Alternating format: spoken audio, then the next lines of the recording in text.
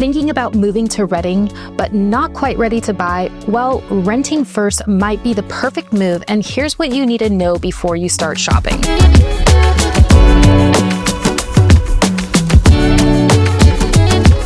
Hey guys, welcome back to another episode of Rooted in Redding. I'm Faith Barrett, your local guide to everything here in Redding, California.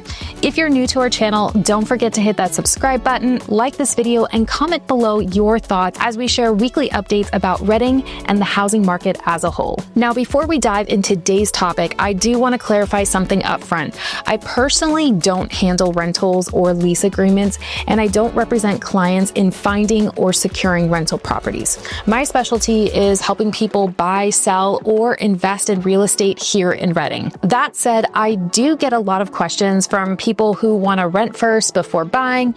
So this episode is here to point you in the right direction. And if you're checking out a neighborhood and want to get a feel for that area, that's something I definitely can help with in guiding. Maybe consider this neighborhood over that neighborhood based on your lifestyle. So let's start with online listings. One of the easiest ways to begin your rental search is by browsing online platforms. Websites like apartments.com, which do post other things besides apartments, Trulia, Zillow, and local property managements are great for updated listings on apartments, homes, and condos here in Redding and surrounding areas. Now, for local property management companies, Authority Property Management is a well-known local company. While they post to public sites, reaching out to them directly can sometimes get you access to a list a bit faster or help you land on a wait list. Other local companies worth checking out include Real Property Management, Country Strong, as well as others if you were to Google. Each has its own set of listings, so exploring a few can help give you more options. Now, you can also explore listings on Facebook Marketplace and local groups like Redding Rentals. Just be cautious, scams do exist, so never send money or personal information without verifying the source. Now, if you're not looking to commit to a long-term lease, Airbnb and furnished finders can be solid options for month-to-month stays. I often recommend furnished finders for longer stays as it's geared towards traveling professionals and tends to offer more manageable monthly rates than the nightly rates you'll see on Airbnb. Number 2 is know the average rent. Now, as of June 2025, here's what you can expect when it comes to rental prices here in Redding. For studios, you're going to land anywhere between $700 to $915 a month. One bedroom, you're going to land anywhere between about $1,050 to a little over $1,100 a month. Two bedrooms is somewhere in the $1,200 to $1,400 range, and three bedrooms is on the tail end of $15,000 to $2,000. Now, these prices can vary based on locations, amenities, and lease terms. And I will say, as buying here, the west side and downtown Redding tend to come in at a higher end due to larger homes and close access to amenities. The east side typically sits closer to the average and offers more affordability without sacrificing convenience. Now, the current vacancy rate in Redding is around 8%. Homes priced between $1,800 and $2,400 a month tend to move the fastest, as they often offer the highly sought-after 3-bedroom, 2-bathroom layout with added features like a garage, fenced yard, or just an updated interior.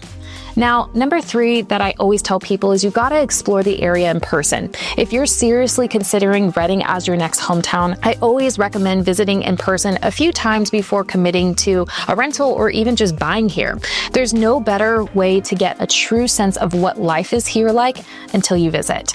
Redding is a very outdoorsy community. People here love being on the lake, fishing, biking, or hiking. So if you're somebody who really enjoys the outdoors, you're likely gonna thrive here. That said, if you're used to a larger metro with a bustling nightlife and massive food scene, well, Redding may feel a little quieter. We're definitely growing and we're welcoming new businesses all the time, especially downtown, but it's important to set realistic expectations. Also, plan a visit here so you can check out the weather. Our summers get hot, and the dry heat can be intense if you're not used to it, with temps reaching well into the hundreds. Now, it's a good idea to visit during those hotter months to see how you can handle the climate. Now, planning a visit, I have created a local guide to Redding with my favorite places to eat, things to do, hiking trails, must-see spots, and if you literally just email us at team@barrettteamre.com, we'll send it your way, and it hopefully will help you navigate our city a little bit easier. Number 4 is looking into rental assistance if needed. Now, if you're moving to our area and rent is out of reach, the Reading Housing Authority may be able to help you through the Housing Choice Voucher Program, which is called Section 8. Now, here's a quick breakdown. 1, you choose the housing, apartment, house, etc., and it must meet the program requirements. The Housing Authority pays a portion of the rent directly to the landlord, and you pay the remainder based on your income. Priority is given to elderly individuals, people with disabilities, and family who live or work here in the city of Reading. Now, I will say the Reading Housing Authority do not manage or own properties, but they do issue vouchers to help eligible residents afford qualifying rentals. Now, I will say if you are somebody who's going to be utilizing the housing voucher program, sometimes finding programs that fall within that certain criteria or landlords who are willing to accept those types of programs can be a little bit tricky.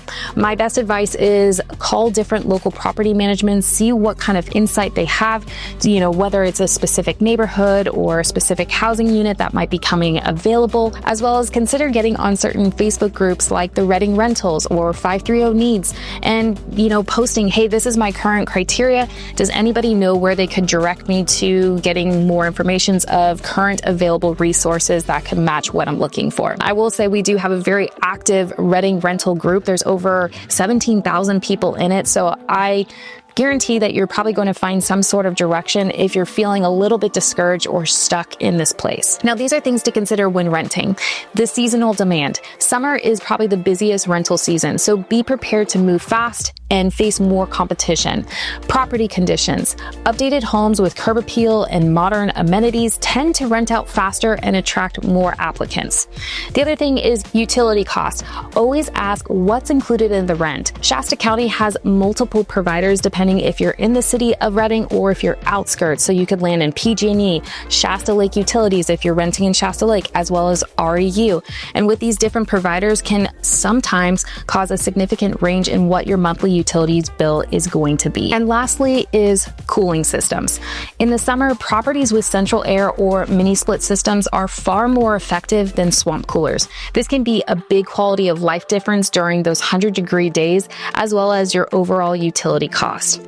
And number 6, how can I help you? Well, while I don't handle rentals directly, I'm always happy to help you explore a neighborhood that might be a good fit for your lifestyle. And I can always point you towards areas that match what you're looking for and occasionally connect you with opportunities I hear about, though most of what I know is typically already posted online or in Facebook groups. Now, one question I get often is the area safe? How's the crime there? And unfortunately, due to fair housing laws, I can't personally offer opinions about crime or safety, as this can be seen as discriminatory or even steering. But what I can point you to is several reliable tools where you can do your own research. So here are a few, and I'll drop them in the bio below. Crimegrade.org is a detailed color-coded map with weighted crime data. Neighborhood Scout does crime trends, comparisons, and risks by the area. City Protect is actually real-time crime reports from local law enforcement. Area Vibes is safety scores and crime stats across Reading neighborhoods. Spot Crime maps out recent incidents by date and type. And crimemapping.com gives you updated activity with customizable filters. Another one to check out is Megan's Law, and this is to search for registered sex offenders in any given area. Now, I will say that some of these websites do ask you to pay for a little bit more of a detailed report, so maybe check out different ones that are a little bit more of a free resource that can give you a general idea. And if you're starting to hone in on one particular maybe rental property or even neighborhood, maybe you can pay for that a little bit more detailed report so you can be really sure about the neighborhood you're planning on renting in. So if you're in the stage of life where renting first feels like the right move before planting deeper roots, well, you're not alone. It's a smart way to explore the area and get clarity on where you want to be. I hope this video gave you a helpful starting point as you navigate the rental market here in Reading. If you have any questions, drop them in the comments below. I read everyone. And don't forget to like this video, hit that subscribe button, and share it with somebody who's thinking about making the move. As always, thanks so much for tuning into this week's episode of Rooted in Reading, where we not only help you find a home, but a community to thrive in. We will catch you next week.